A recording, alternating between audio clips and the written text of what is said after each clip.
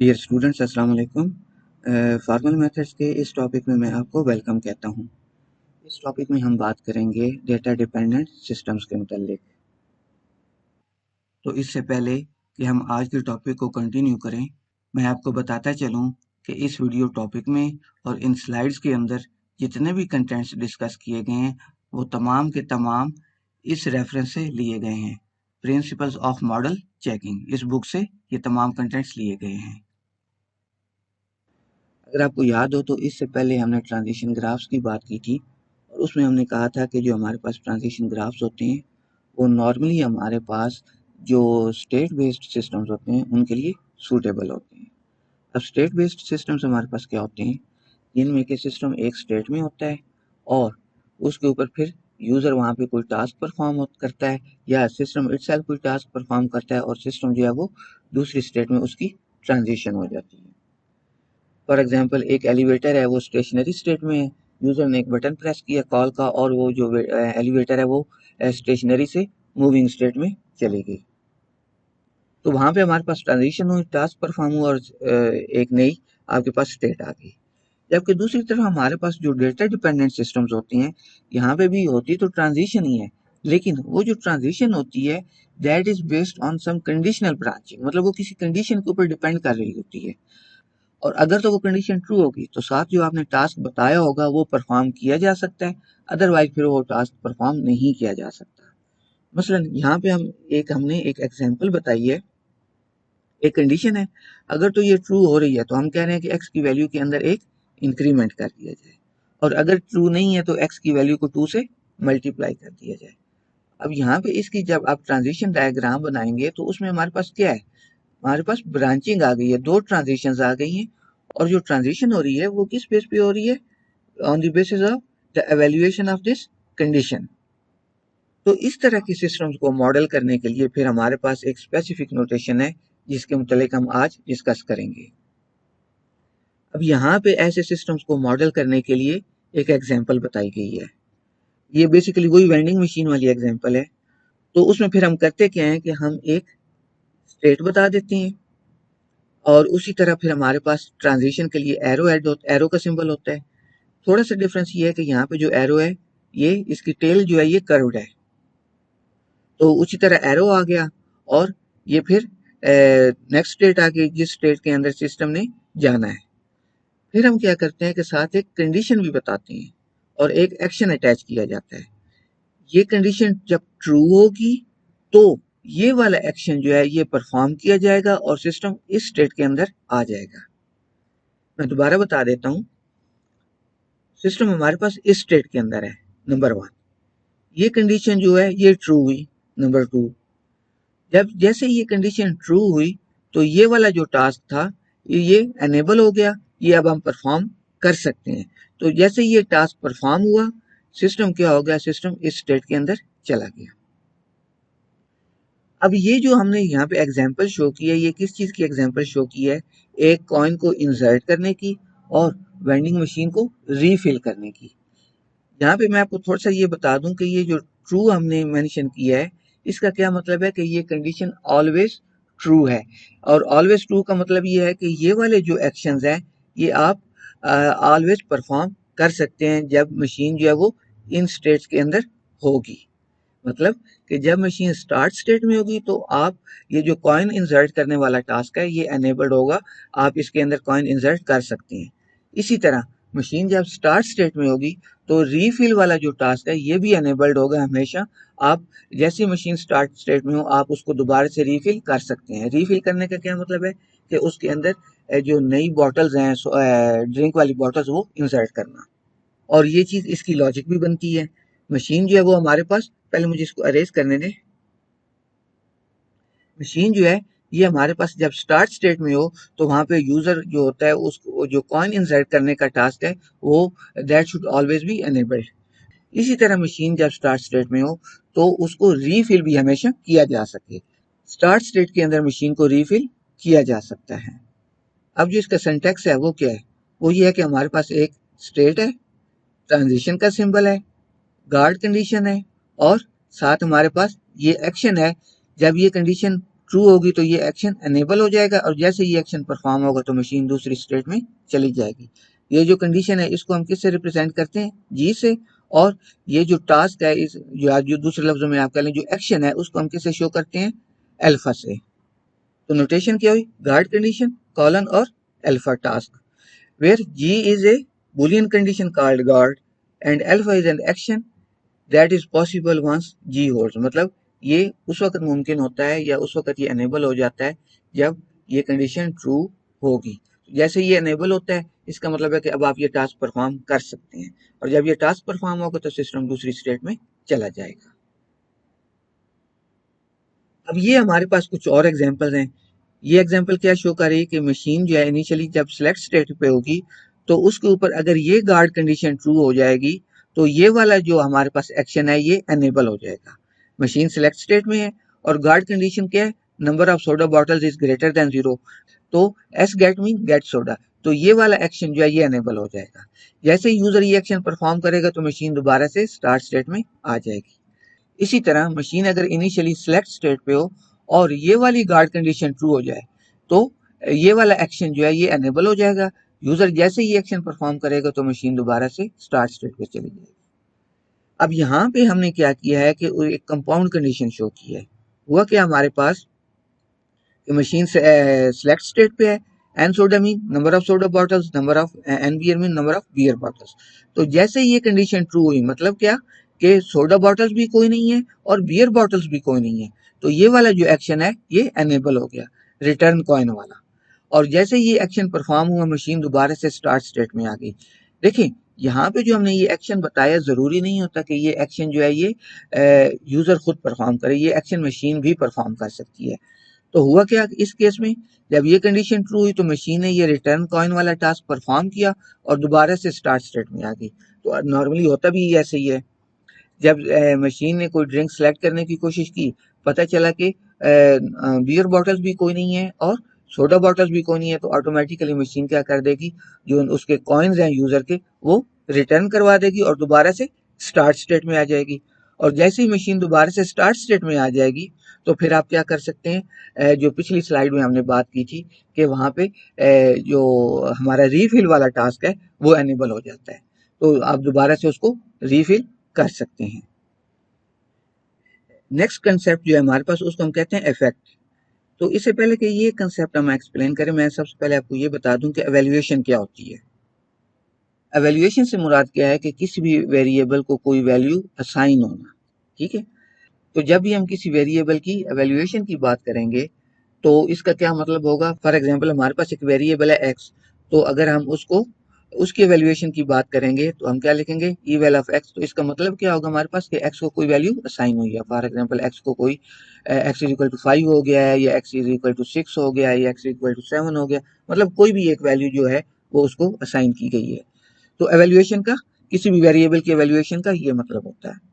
अब इफेक्ट क्या होता है, effect indicates how the evaluation eta, ये हमारे पास ईटा का सिंबल है, ठीक है।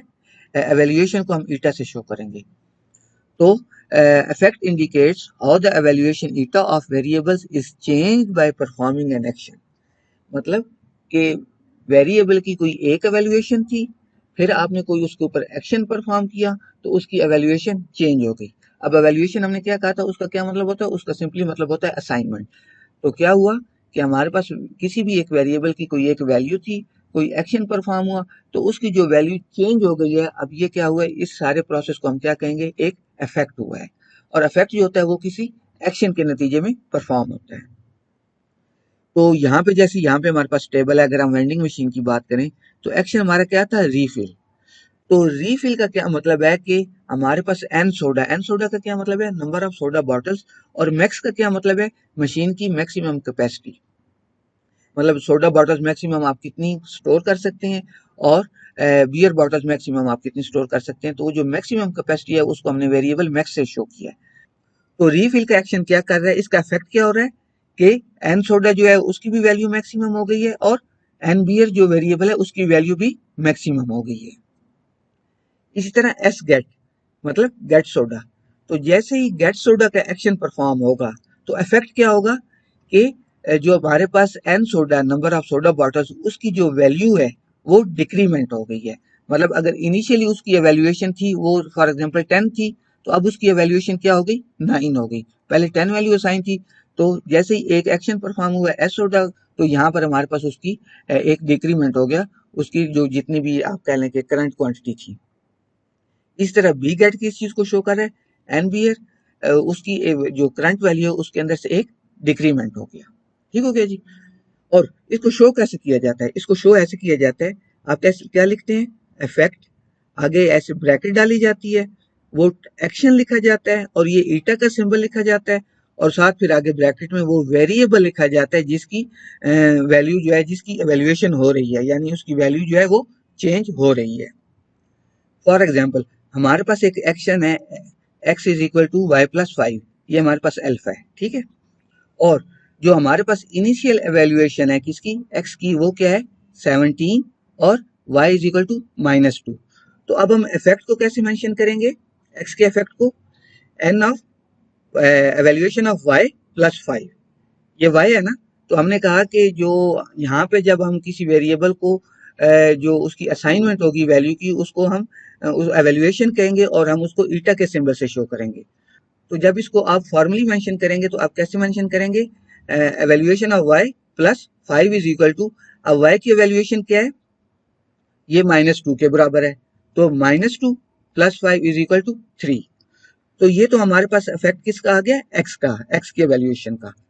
वाई की जो हमारे पास एवेल्युएशन है उसको भी हमने वैसे ही मेंशन किया, एक्शन बताया, एवेल्युएशन का सिंबल बताया, वेरिएबल बताया, और वो तो चूंकि हमारे पास सिंगल, हमारे पास जो उसका एक्शन था उसमें कोई प्लस माइनस नहीं हो रहा था, सिंपल एक कांस्टेंट था, तो एवेल्युएशन ऑफ वाई वो -2 ही रहेगी। तो होना भी यही चाहिए, हमारे पास क्या है, x is equal to y plus 5 था, तो यहाँ पे एक्स वाई की हमारे पास वैल्यू क्या है, -2 प्लस 5, तो एक्स जो हमारे पास नई वैल्यू बनी वो क्या बनी 3, और वाई जो है वो हमारे पास क्या रहा, वो 2 ही, -2 ही रहा, ठीक है। तो कंक्लूजन क्या है कि हमारे पास जब भी किसी वेरिएबल को कोई वैल्यू असाइन होती है तो उसको हम क्या कहते हैं, एवेल्युएशन कहते हैं। और इफेक्ट हमारे पास क्या होता है कि ओल्ड एवेल्युएशन से नई एवेल्युएशन के अंदर जाना on the basis of some task, इसको हम क्या कहते हैं, इसको हम इफेक्ट कहते हैं। अच्छा एक बात याद रखिए कि हमारे पास जो वेरिएबल्स होते हैं, हर वेरिएबल की कोई ना कोई डोमेन होती है, ठीक है। डोमेन, डोमेन का क्या मतलब है, डोमेन का मतलब ये है कि the possible set of values that can be assign to that variable, मतलब कि उस वेरिएबल को कौन कौन सी वैल्यूज जो हैं वो असाइन की जा सकती हैं, उन तमाम वैल्यूज के सेट को हम क्या कहते हैं, हम डोमेन कहते हैं। फॉर एग्जाम्पल जैसे हमारे पास ये वेरिएबल है एन सोडा, ये क्या रिप्रेजेंट कर रहा है, ये रिप्रेजेंट करता है कि करंट जो सोडा बॉटल्स हैं उनकी क्वांटिटी कितनी है। तो उसको हमने क्या साइन कर दिया, मैक्स, मतलब मैक्सिमम वैल्यू जो है इसकी क्या हो सकती है, मिनिमम 0 अप टू 10। तो ये जो इसकी डोमेन होगी, मतलब डोमेन ऑफ एन सोडा, अब इसको हम लिखते कैसे, DOM ऑफ एन सोडा, ठीक है। ये क्या होगी, फ्रॉम 0 1 2 अप टू 10। इसका मतलब है कि एन सोडा वेरिएबल को आप वैल्यू 0 भी असाइन कर सकते हैं, 1 भी कर सकते हैं, 2 भी कर सकते हैं, और अप टू 10 कोई भी वैल्यू असाइन कर सकते हैं, 11 ही असाइन कर सकते हैं, वो इसकी डोमेन में नहीं है। तो डोमेन किस चीज को रिप्रेजेंट करती है, the possible set of values that can be assign to that variable. Next है हमारे पास प्रोग्राम ग्राफ। प्रोग्राम ग्राफ जो है ये बहुत इंपॉर्टेंट कंसेप्ट है, और ये इंपॉर्टेंट इसलिए है कि जो हमारे पास डेटा डिपेंडेंट सिस्टम्स होते हैं उनको हम प्रोग्राम ग्राफ की मदद से मॉडल करते हैं, रिप्रेजेंट करते हैं। जो प्रोग्राम ग्राफ होता है उसको हम एक टपल की मदद से रिप्रेजेंट करते हैं, और उसमें हमारे पास क्या क्या चीजें होती हैं, लोकेशन होती है, किसको शो कर रही होती है, सेट ऑफ लोकेशंस को। एक्शन होते हैं, ये किसको शो कर रहे होते हैं, सेट ऑफ एक्शंस को। फिर हमारे पास इफेक्ट होता है, हमने पहले इफेक्ट के मुतालिक बात की है। क्योंकि ये हमारे पास डेटा डिपेंडेंट सिस्टम्स हैं, वेरिएबल्स इन्वॉल्व हो रहे होते हैं, और वेरिएबल्स की बेस पे एक स्टेट से दूसरे स्टेट में ट्रांजिशन हो रही होती है, और साथ उन वेरिएबल्स की वैल्यूज भी चेंज हो रही होती हैं। तो यहाँ पे हमारे पास इफेक्ट जो है वो भी प्रोग्राम ग्राफ का हिस्सा है। साथ हमने ये सिंबल बता दिया, ये ट्रांजिशन का सिंबल है। उसके बाद लोकेशन 0 का मतलब इनिशियल लोकेशन, और G0 mean initial guard condition. अच्छा, ये मैंने आपको बता दिया है, लोकेशन ये सेट ऑफ लोकेशन को शो करता है, एक्शन को शो करता है। फिर हमारे पास इफेक्ट है, ये मैं आपको बता चुका हूँ कि वेरिएबल की जो आप कह लें कि एक प्रीवियस एवेल्युएशन थी, उसके बाद एक नई एवेल्युएशन हुई है, और इसको रिप्रेजेंट कैसे नॉर्मली किया जाता है, मतलब कि प्रीवियस एवेल्युएशन और साथ कोई एक्शन परफॉर्म हुआ तो न्यू एवेल्युएशन। ठीक हो गया। और इस ट्रांजिशन को आप कैसे शो करते हैं कि कोई एक लोकेशन थी, वहां पे कोई हमारे पास कंडीशन थी, वो ट्रू हुई, तो एक आप कह लें कि हमारे पास एक्शन जो था वो एनेबल होगा। जैसे वो एक्शन परफॉर्म हुआ तो जो हमारी नई लोकेशन है वो उसको यहाँ पे रिप्रेजेंट किया गया। Location zero is subset of location, मतलब जितनी भी लोकेशन हैं उनमें से ये लोकेशन जीरो किसको रिप्रेजेंट कर रही है, इनिशियल लोकेशन को। और ये जो एक्सप्रेशन है ये किस चीज को शो कर रहा है, सेट ऑफ कंडीशंस को जो कि वेरिएबल्स के ऊपर होल्ड कर रही हैं। और जो हमारे पास इनिशियल कंडीशन है वो बेसिकली इन्हीं कंडीशंस में से होगी। अच्छा, इससे पहले जो हमने ये चीज शो की है, ये एग्जांपल्स, ये बेसिकली क्या चीज है, ये हमारे पास प्रोग्राम ग्राफ्स हैं। ठीक हो गया।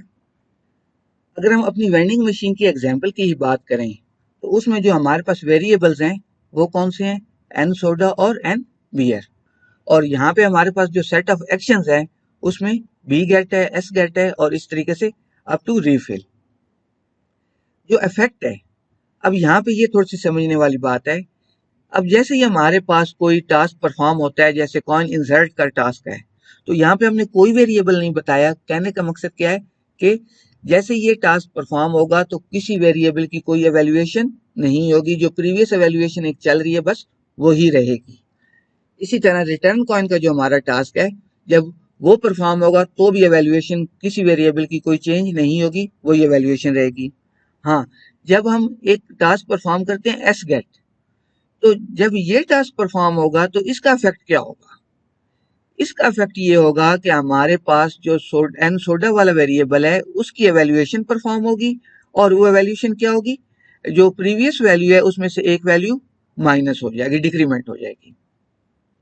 इसी तरह हमारे पास जो ये एक्शन है बी गेट का, बियर गेट का, इसका क्या इफेक्ट होगा, इसका इफेक्ट ये होगा कि जो हमारे पास एन बियर का वेरिएबल है उसकी वैल्यू भी डिक्रीमेंट हो जाएगी।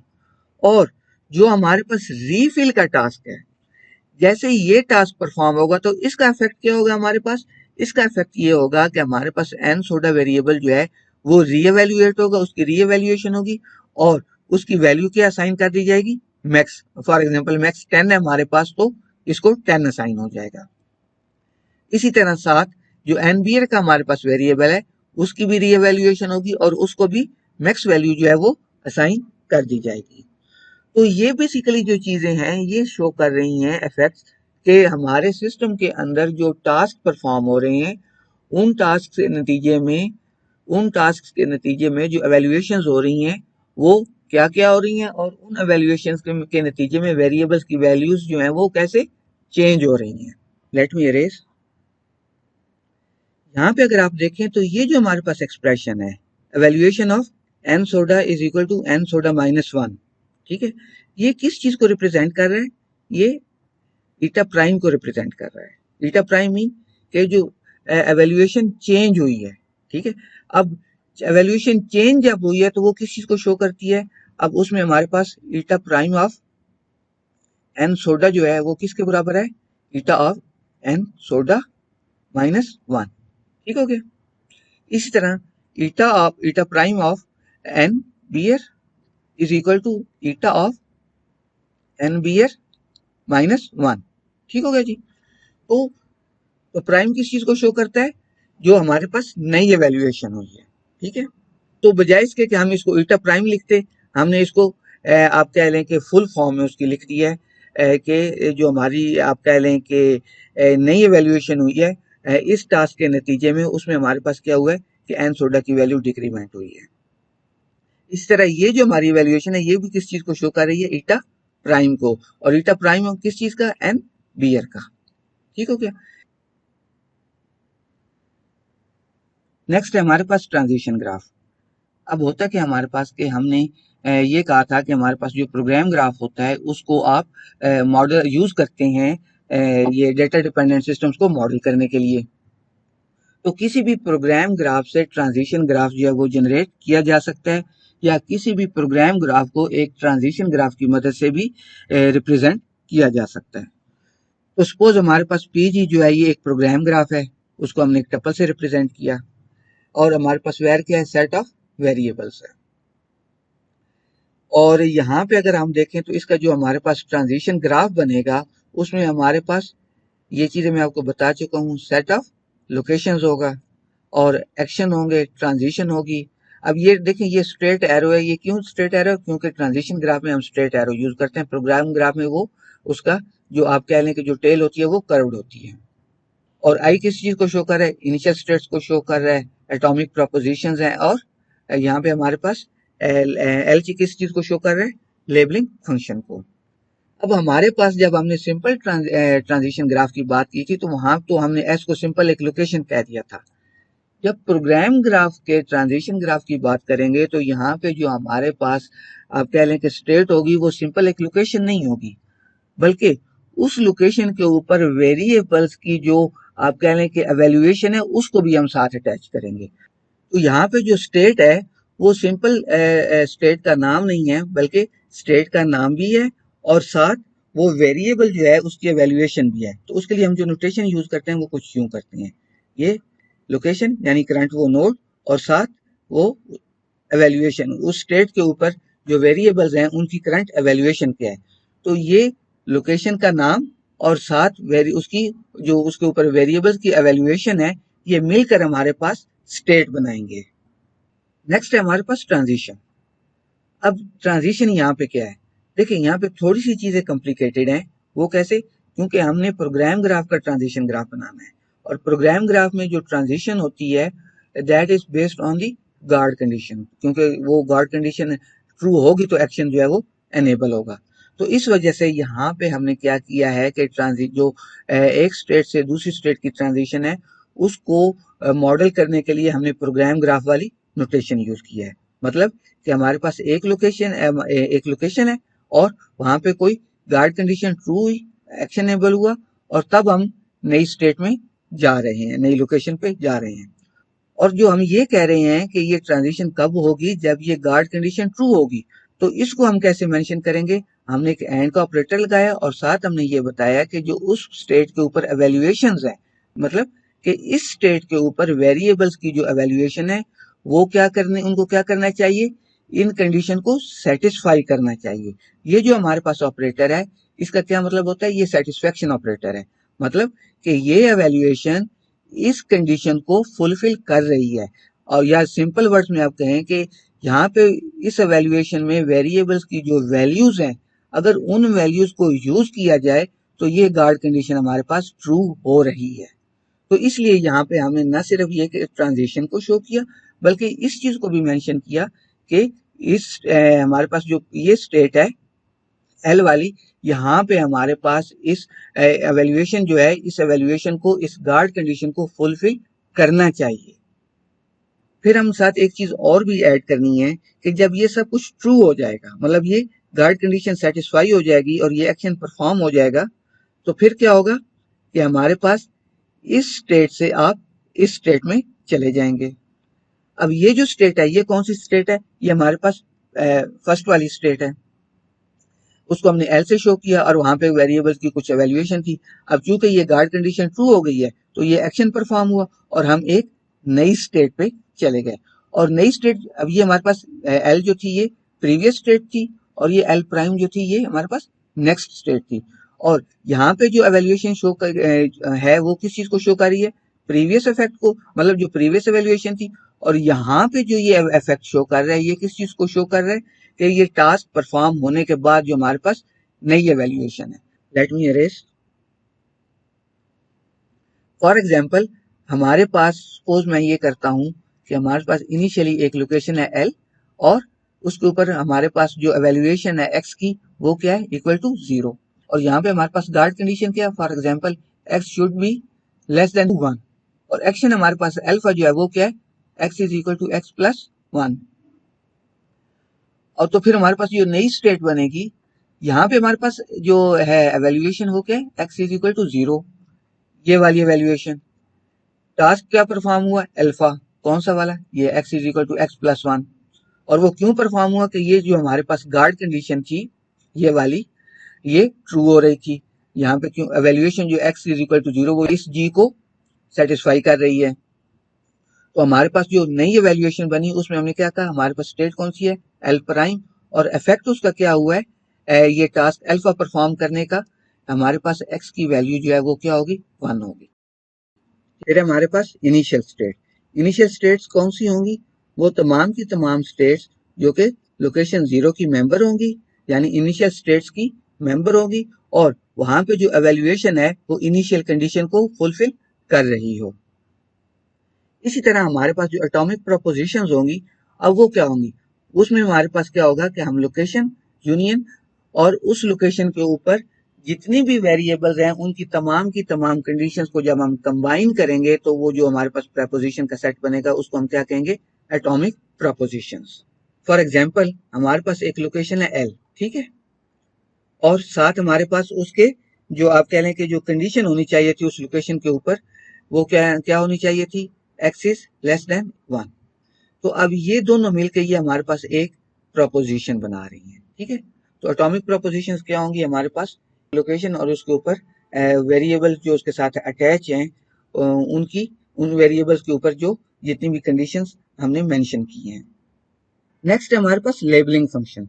अब लेबलिंग फंक्शन क्या करेगा, हमारे पास ये किसी भी स्टेट को लेबल करेगा। किस चीज से लेबल करेगा, ये क्या करेगा कि किसी भी स्टेट को लेबल करेगा उन तमाम कंडीशंस के साथ जो कि उस स्टेट के ऊपर जो वेरिएबल्स हैं उनको यूज करते हुए वो कंडीशंस ट्रू हो रही हूँ।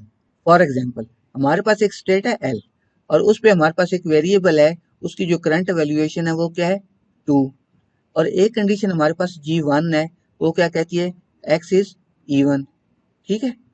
दूसरी कंडीशन है G2, वो क्या कहती है, x इज ग्रेटर देन 1, और तीसरी कंडीशन है G3, वो क्या कहती है, x इज ऑड, ठीक हो गया।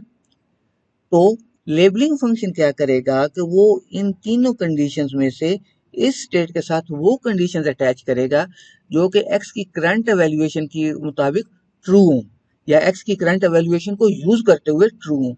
मसलन यहाँ पे G1 जो है वो भी ट्रू है, x इवन है, और G2 जो है वो भी ट्रू है करंट एवेल्यूएशन को यूज करते हुए कि x इज ग्रेटर देन 1 है। G3 जो है ये ट्रू नहीं है, x is value of x is not odd, ठीक है। तो अब क्या, चूंकि x की इस एवेल्यूएशन को यूज करते हुए G1 भी ट्रू है और G2 भी ट्रू है, तो इस स्टेट का लेबलिंग फंक्शन क्या करेगा, इसके साथ G1 को भी अटैच करेगा और G2 को भी अटैच करेगा। तो ये चीज जो है वो हमने यहाँ पे बताई है।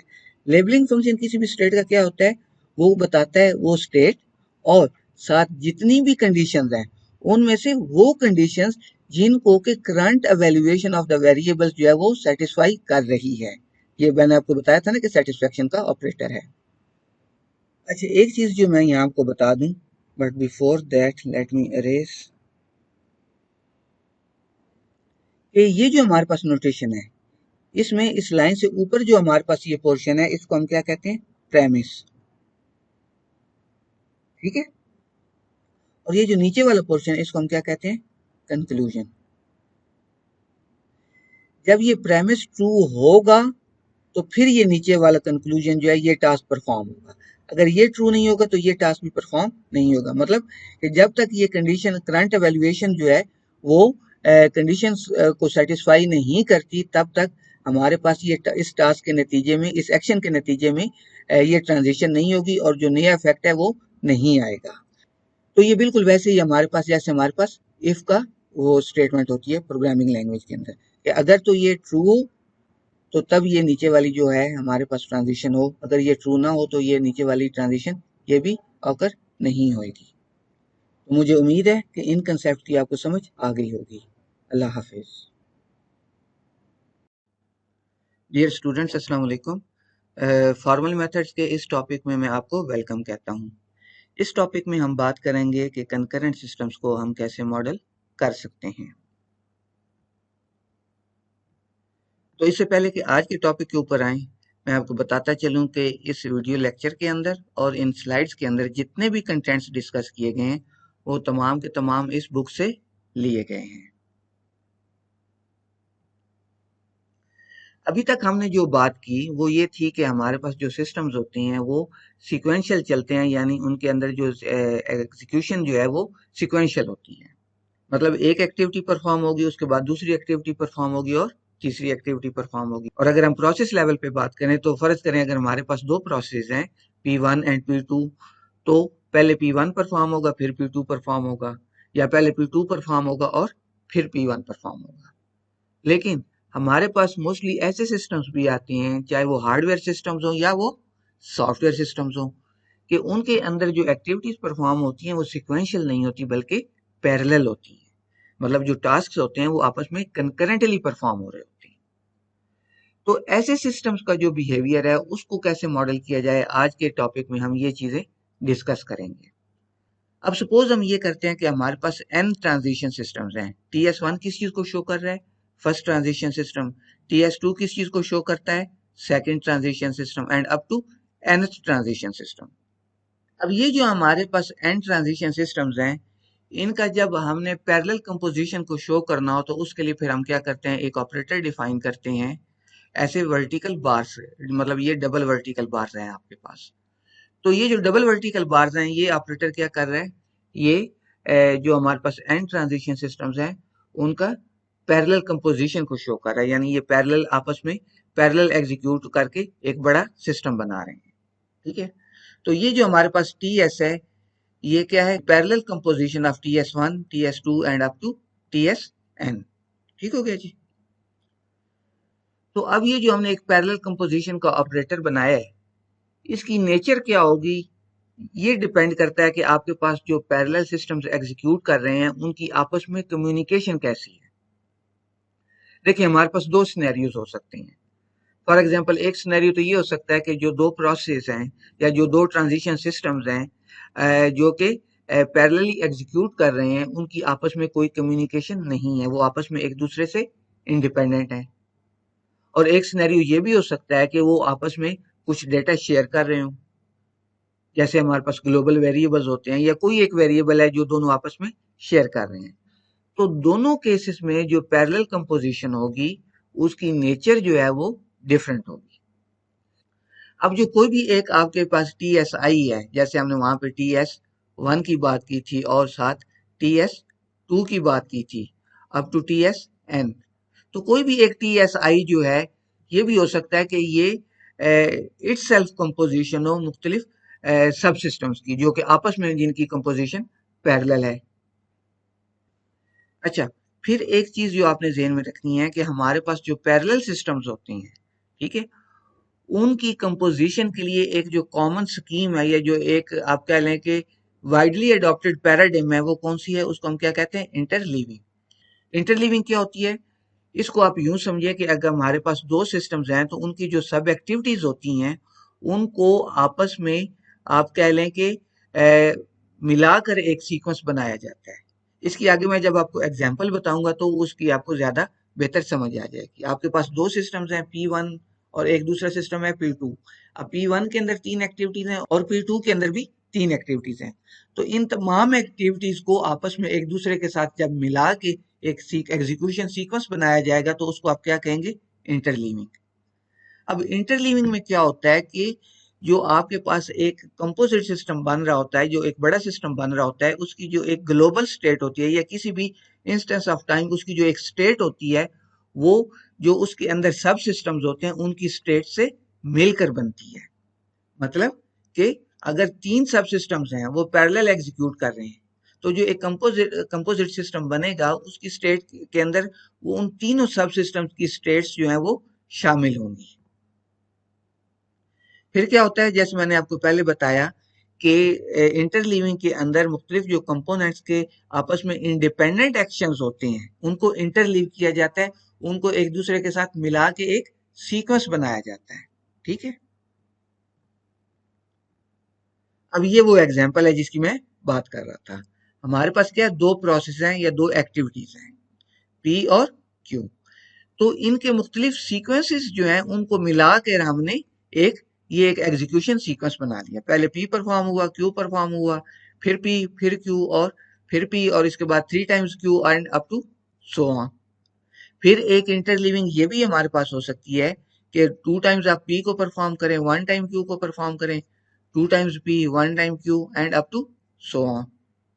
फिर इसी तरह P Q, 2 टाइम्स P, फिर Q, फिर 3 टाइम्स P और फिर Q।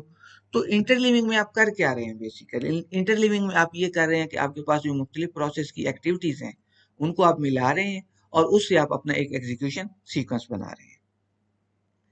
अच्छा, अब क्वेश्चन यहाँ पे ये है कि जब हम इंटरलीविंग करते हैं, अब फॉर एग्जांपल मेरे पास एक प्रोसेस था P और एक प्रोसेस है Q, ठीक है। P के अंदर मेरे पास दो एक्टिविटीज हैं, P1 और P2।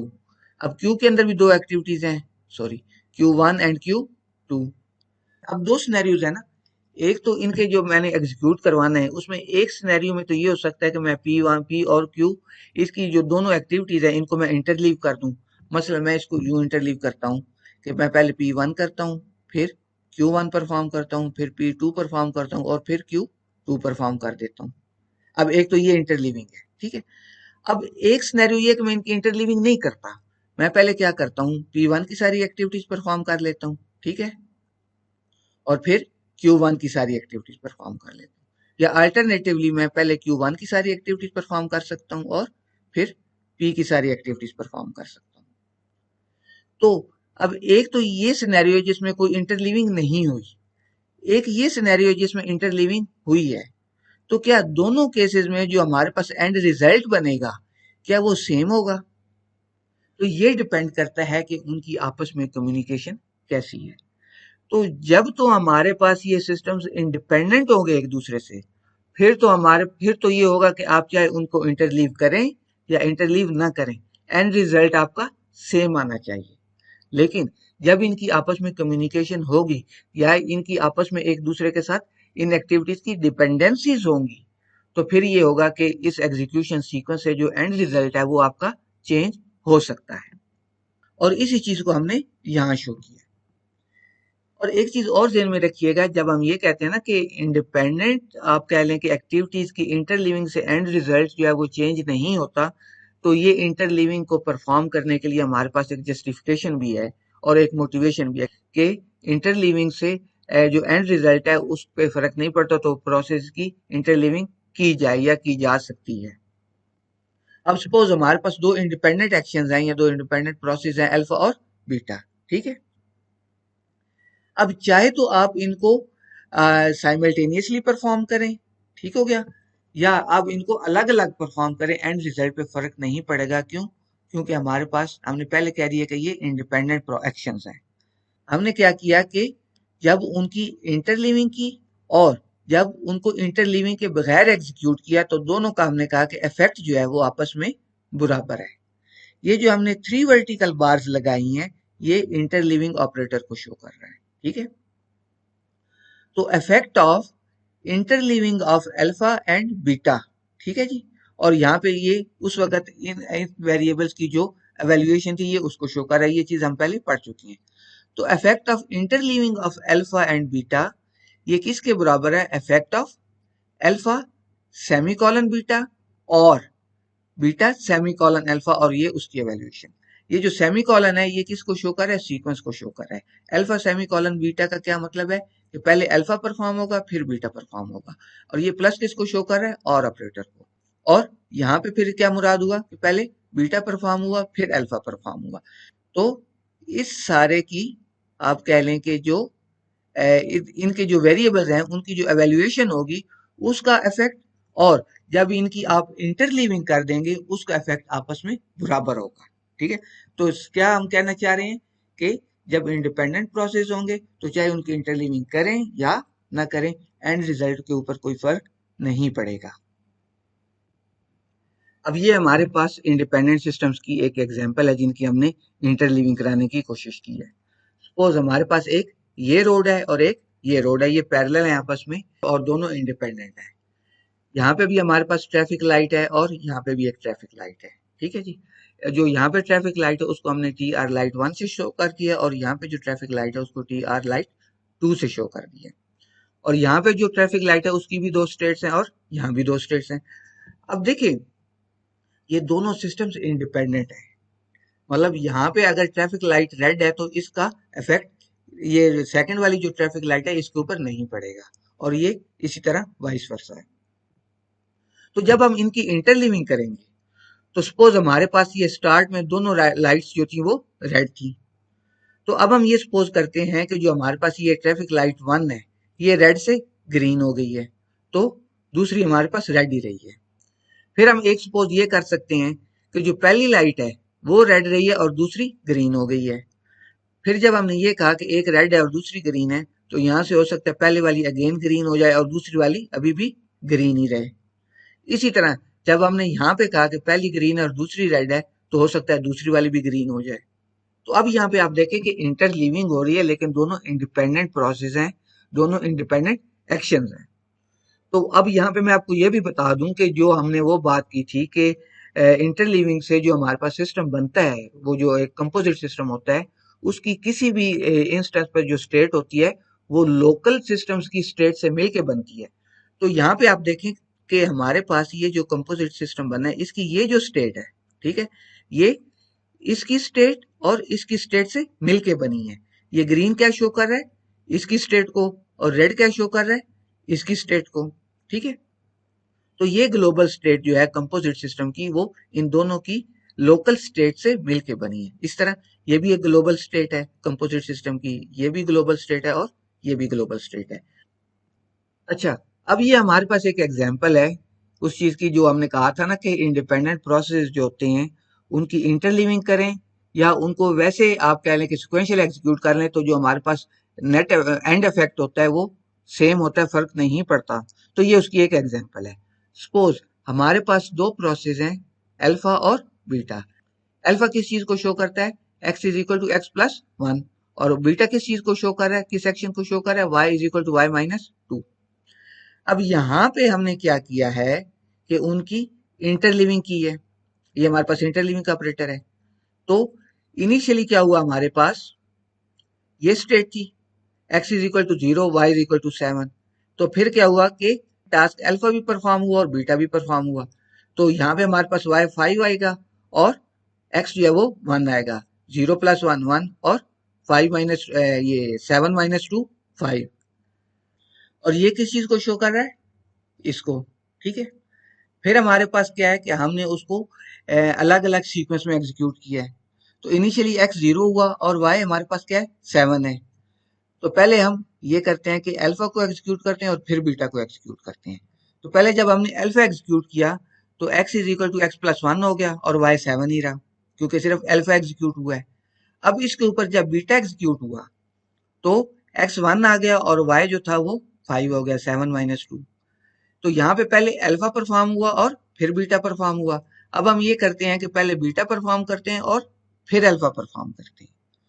तो जब पहले बीटा परफॉर्म किया हमने तो उससे क्या हुआ कि x 0 ही रहा और y 5 हो गया। फिर अल्फा परफॉर्म किया तो फिर हमारे पास x 1 हो गया और y 5 रहा। तो हमारे पास इंडिपेंडेंट टास्क थे, कैसे इनके आपस में कोई भी वेरिएबल या कोई भी चीज शेयर नहीं हो रही थी। तो अब चाहे आप इनको इंटरलीव करें या इंडिपेंडेंटली एग्जीक्यूट करें, जो हमारे पास एंड स्टेट आ रही है वो दोनों केसेस में सेम आ रही है। अब हम थोड़ी सी डिटेल देख लेते हैं। ये वही बातें हैं जो इससे पहले मैं आपको बता चुका हूँ। The transition system TS1 interleaved with TS2 represents a parallel system resulting from weaving or merging of the actions of the components as described by TS1 and TS2। ये चीज हम देख चुके हैं कि जब TS1 और TS2 को आप मर्ज करेंगे, उनकी इंटरलीविंग करेंगे, तो क्या होगा कि उनके जो एक्शंस होंगे वो आपस में उनको मिला के एक एग्जीक्यूशन सीक्वेंस बनेगा। फिर क्या अज्यूम किया जाता है, it is assumed that no communication and no contention, ठीक है, वेरिएबल ऑकर एट ऑल, यानी उनके दरमियान आपस में कोई कम्युनिकेशन नहीं है। और ये चीज हमने पहले भी बताई कि वो जो अल्फा और बीटा हमारे पास टास्क थे वो क्या थे, एक्शंस, वो इंडिपेंडेंट एक्शंस थे। The global states of composed system TS1 interleaved with TS2, यानी वो जो हमारे पास एक बड़ा सिस्टम है, कंपोज्ड सिस्टम है, जो TS1 और TS2 की इंटरलीविंग से बना है, उसकी जो स्टेट्स होंगी उसके अंदर क्या होगा, S1 होगी और S2 होगी। S1 क्या है, ये TS1 की कोई लोकल स्टेट है, और S2 क्या है, ये TS2 टू की कोई लोकल स्टेट है। ठीक हो गया जी। नेक्स्ट क्या है, the outgoing transitions of the global state S1 S2 consist of the outgoing transitions of S1 together with those of S2। तो यहाँ पे जो हमारे पास एस ये हमारे पास एक आप कह लें कि ग्लोबल स्टेट है, इससे जो आउटगोइंग ट्रांजिशन होगी वो किससे मिलकर बनेगी, इसकी आउटगोइंग, उसको मैं सपोज कर लेता हूँ S1 प्राइम है, ठीक है, या इसकी आउटगोइंग उसको हम कह देते हैं S2 प्राइम। ठीक हो गया। तो जो ग्लोबल स्टेट होगी वो लोकल स्टेट से मिलके बनेगी, और इस ग्लोबल स्टेट की जो आउटगोइंग है वो इन लोकल स्टेट्स की आउटगोइंग की बेस पे डिसाइड होगी। नेक्स्ट है हमारे पास ट्रांजिशन ग्राफ। अब हमारे पास दो सिस्टम्स हैं, कौन कौन से, TS1 और TS2। अब जब हमने इनकी इंटरलीविंग की है, ठीक है, अब उसका हमने ट्रांजिशन ग्राफ बनाना है, यानी transition graph of interleaved systems. तो उसमें हम शो करते हैं कि हमारे पास आप कह लें कि ये एक ट्रांजिशन सिस्टम है, ith ट्रांजिशन सिस्टम, और I जो है उसकी हमारे पास वैल्यू क्या है, 1 और 2। इट मीन्स कि हमारे पास दो ट्रांजिशन सिस्टम आ गए, एक TS1 आ गया और दूसरा TS2 आ गया। तो जब हम इनकी इंटरलीविंग करेंगे तो यहाँ पे हमारे पास जो स्टेट्स होंगी वो S1 और S2, यानी जो जिन सिस्टम्स को आप इंटरलीव कर रहे हैं उनकी लोकल स्टेट से मिलके बन रही है। अगर यहाँ पे तीन सिस्टम्स होते तो S1 into S2 into S3 हो जाता। फिर हमारे पास एक्शंस हैं, action of one union actions of two, ठीक है जी। और जो हमारे पास इनिशियल स्टेट्स हैं वो भी दोनों सिस्टम्स की, एटॉमिक प्रोपोजिशंस वो भी दोनों सिस्टम्स की, और एट द एंड हमारे पास एक जनरल लेबलिंग फंक्शन आ गया। जो ट्रांजिशन है अब उसको आप कैसे डिफाइन करेंगे। अब हमारे पास जो आप कह लें कि एक स्टेट बन रही है, ग्लोबल स्टेट बन रही है, उसके अंदर हमारे पास दो, चूंकि दो सिस्टम्स है ना, तो दोनों की लोकल स्टेट से मिलकर एक ग्लोबल स्टेट बनी है। तो यहां से हमारे पास क्या होगा, जो आउटगोइंग स्टेट होगी वो, अगर इसकी हवाले से बात करें तो ये S1 प्राइम हो गई, S2 और साथ S1 और S2 प्राइम, और ये नॉन डिटर्मिनिज्म है, ठीक है, नॉन डिटर्मिनिस्टिकली डिसाइड हो रहा है कि यहाँ पे जाना है या यहाँ पे जाना है। तो सपोज यहाँ पे अल्फा टास्क जो है वो परफॉर्म हुआ और ये ट्रांजिशन हुई। तो अब यहाँ पे ट्रांजिशन जो है वो क्या है कि इन दोनों ट्रांजिशन से मिलकर बनेगी, इसलिए हमने दरमियान में एंड लिखा है। तो पहली ट्रांजिशन क्या है, हमारे पास S1 है, वहां पे कोई टास्क एक्शन अल्फा परफॉर्म हुआ और वो S प्राइम में हम चले गए, ठीक है जी।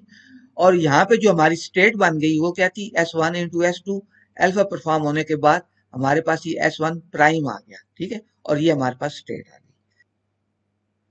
तो ये हमारे पास S1 के केस में है, ठीक है, जो कि इसको शो कर रही है। जबकि हमारे पास S2 का जब केस है तो वहां पे जब हमने अल्फा एक्शन परफॉर्म किया, ये टू ट्रांजिशन के नीचे ये सबस्क्रिप्ट 2 है, ठीक है। तो जो हमारे पास स्टेट बनी वो क्या बनी, S1 S2 से अल्फा परफॉर्म करके हम S1 और S2 प्राइम के ऊपर आ गए, जो कि इसको शो कर रहा है, ठीक है। और जो हमारे पास ये ग्लोबल स्टेट है, ठीक है, इसका जो लेबलिंग फंक्शन है वो क्या होगा, S1 का लेबलिंग फंक्शन यूनियन S2 का लेबलिंग फंक्शन। तो ये बेसिकली वही नोटेशन हैं जो कि हमने ट्रांजिशन ग्राफ की केस में शो की थी, जब हम एक सिंगल सिस्टम का ट्रांजिशन ग्राफ बना रहे थे। बट अब चूंकि यहाँ पे हमारे पास इंटरलीविंग आ गई है, हमारे पास मल्टीपल ट्रांजिशन सिस्टम्स हैं, तो अब हमने उन तमाम को कंसिडर करना है। डिफरेंस कोई नहीं है, सिर्फ ये है कि अब यहाँ पे जो स्टेट बनेगी वो तमाम की लोकल स्टेट होगी। इस तरह हमारे पास जो एक्शन होंगे वो तमाम ट्रांजिशन सिस्टम्स के एक्शंस को मिलाकर आप बनाएंगे, उनका यूनियन लेंगे।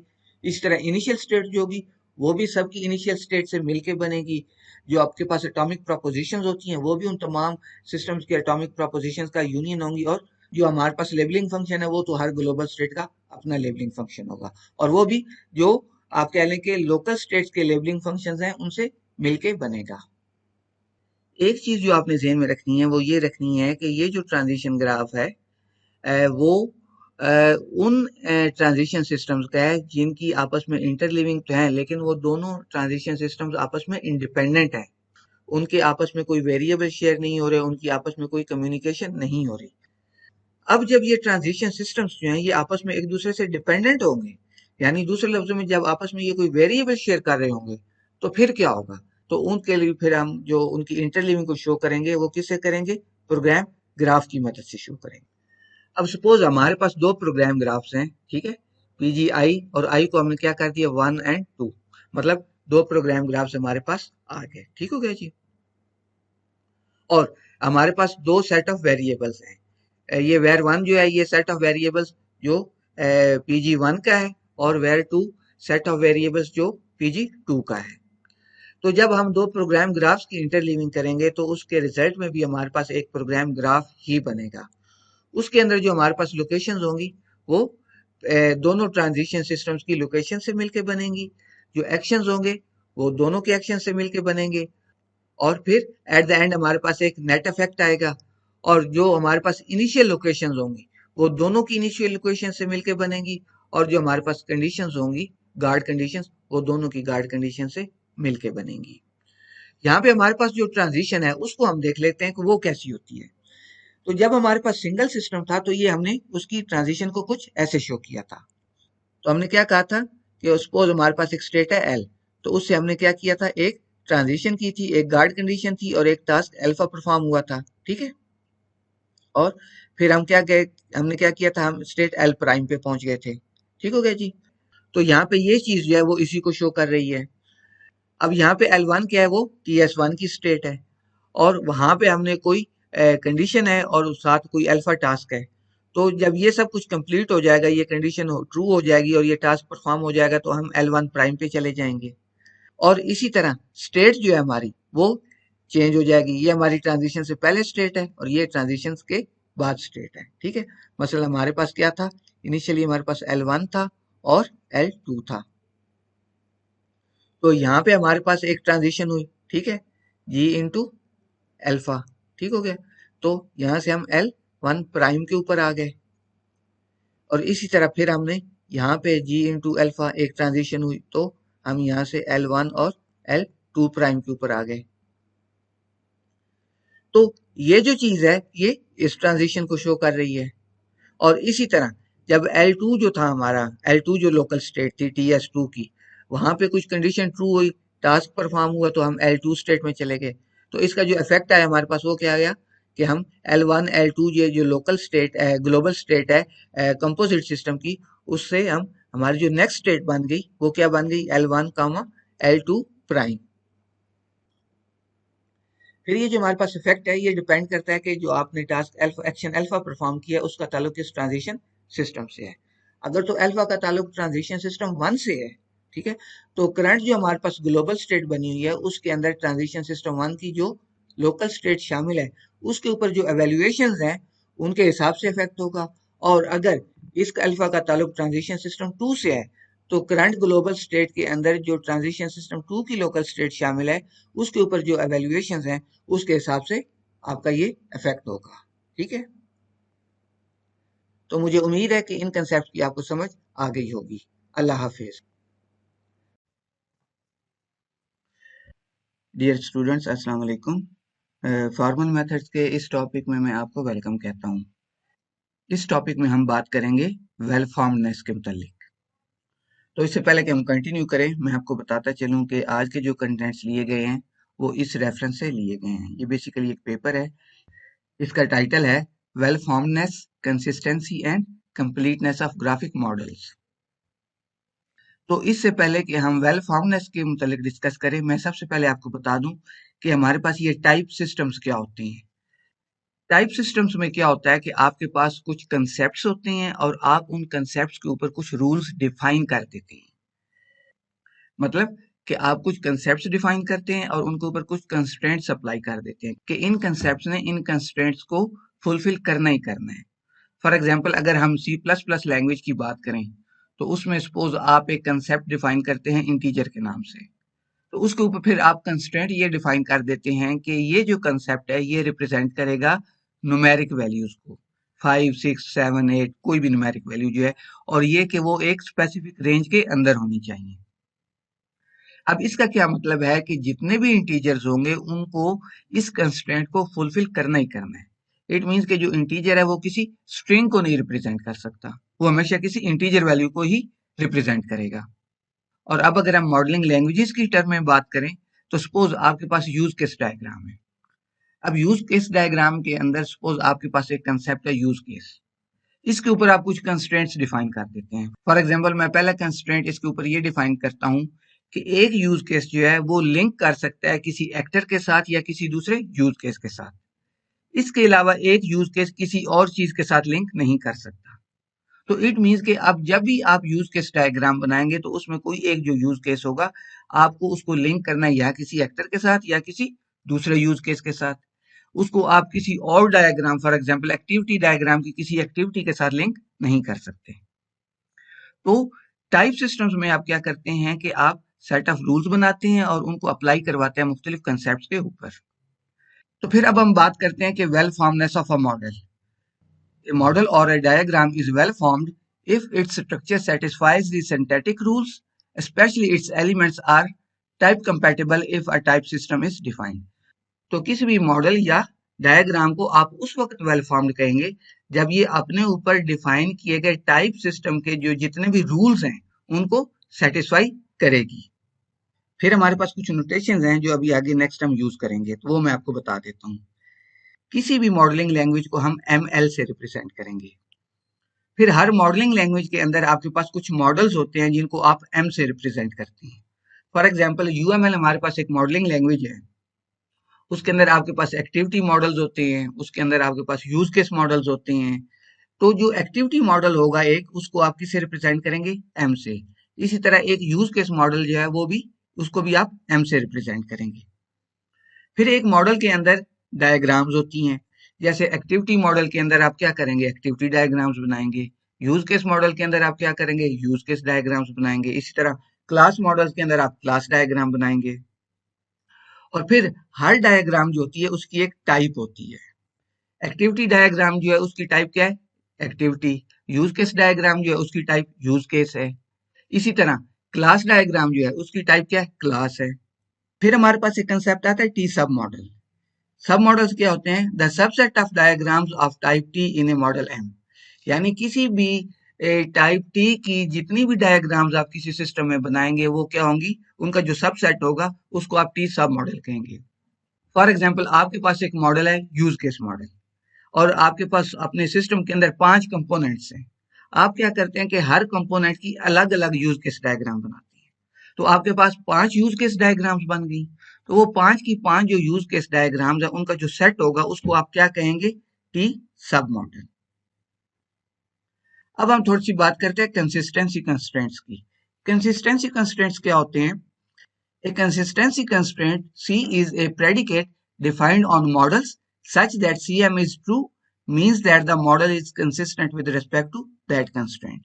अब होता क्या आपके पास कि आप किसी भी मॉडल के ऊपर कुछ कंस्ट्रेंट्स डिफाइन कर देते हैं जिनको आप किससे रिप्रेजेंट कर रहे हैं? C से। अब अगर वो मॉडल जो है वो उस कंस्ट्रेंट को फुलफिल कर रहे हैं तो फिर आप क्या कहेंगे कि that model is consistent with respect to that constraint. फिर आप कंसिस्टेंसी कंस्ट्रेंट्स डिफाइन कर सकते हैं ऑन ए सिंगल डायग्राम। मतलब कि आपके पास एक डायग्राम होती है और आप एक कंस्ट्रेंट डिफाइन करते हैं सी प्राइम, और आप ये इंश्योर करते हैं कि वो डायग्राम जो है वो उस कंस्ट्रेंट को फुलफिल कर रही है। तो जब कोई ऐसा सिनेरियो बनेगा तो हम क्या कहेंगे कि diagram D is consistent with respect to that constraint C prime. फिर क्या होता है कि आप कंसिस्टेंसी कंस्ट्रेंट्स डिफाइन कर सकते हैं ऑन 2 और मोर देन 2 डायग्राम्स। तो इनको आप क्या कहते हैं? Inter diagram consistency constraints. A consistency constraint C is inter diagram if it is defined on 2 or more diagrams, जब वो 2 या 2 से ज्यादा डायग्राम्स के ऊपर डिफाइन किया हुआ हो। अब ये उसकी मैथमेटिकल फॉर्म है। अब हम क्या कह रहे हैं कि for all D common D prime, मतलब कि हमारे पास 2 डायग्राम्स हैं डी और डी प्राइम, और ये दोनों किसकी मेंबर हैं? सेम टी सब मॉडल की। और कंस्ट्रेंट हम क्या लगा रहे हैं कि ये जो दोनों डायग्राम्स हैं डी और डी प्राइम, इन दोनों ने फुलफिल करना है किसको? सी प्राइम कंस्ट्रेंट को। हमारे पास सी प्राइम के नाम से एक कंस्ट्रेंट है जिसको कि डी भी फुलफिल कर रही है और डी प्राइम भी फुलफिल कर रही है। तो इंटर डायग्राम कंस्ट्रेंट कब फुलफिल होगा? जब 2 या 2 से ज्यादा डायग्राम जो है वो उस कंस्ट्रेंट को फुलफिल कर रही हों। फिर हमारे पास इंटर मॉडल कंस्ट्रेंट आ जाते हैं। पहले हमने इंटर डायग्राम कंस्ट्रेंट की बात की थी जिसमें हमारे पास एक से ज्यादा डायग्राम्स थी। अब यहाँ पे देखें आप तो हमारे पास एक से ज्यादा मॉडल्स हैं। ठीक है, हमारे पास ये जो for all D member of MT1 का क्या मतलब है कि फर्स्ट टी सबसेट मॉडल, और MT2 का क्या मतलब है कि सेकंड टी सबसेट मॉडल।